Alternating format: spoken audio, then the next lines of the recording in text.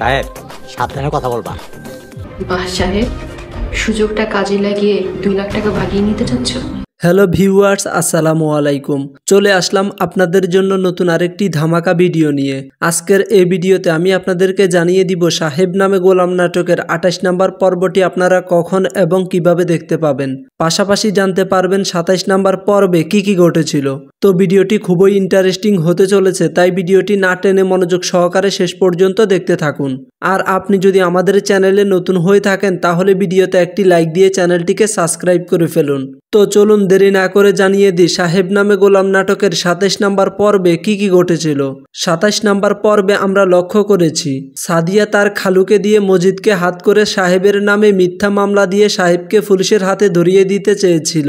তখন মজিদ এই খবর এসে আবার সাহেবের কানে পৌঁছে দেয়।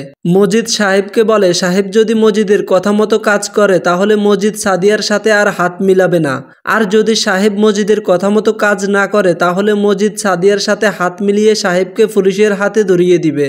সাহেব তার বিশ্বাসের উপর অটুট থেকে মজিদের কথা ইগনোর করে ফেলে দেয়। 27 নম্বর পর্বে সাদিয়া সাহেবকে সরাসরি বলে দিয়েছে সে আর সাহেবের সাথে সংসার করবে না, তাই সাহেবকে 1 মাসের মধ্যে সাদিয়ার বাড়ি থেকে চলে যাওয়ার জন্য সাদিয়া ওয়ার্নিং দিয়েছে।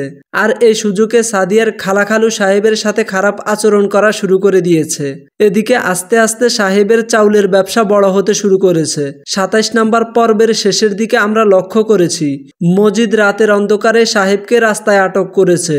সাহেব যদি মজিদের কথা মতো কাজ না করে তাহলে তার উপর আক্রমণ করবে, আর তখন সাহেবও মজিদের কথা মতো রাজি হওয়ার অভিনয় করেছে। তাহলে ভিউয়ার্স কি হবে সাহেব নামে গোলাম নাটকের 28 নম্বর পর্বে?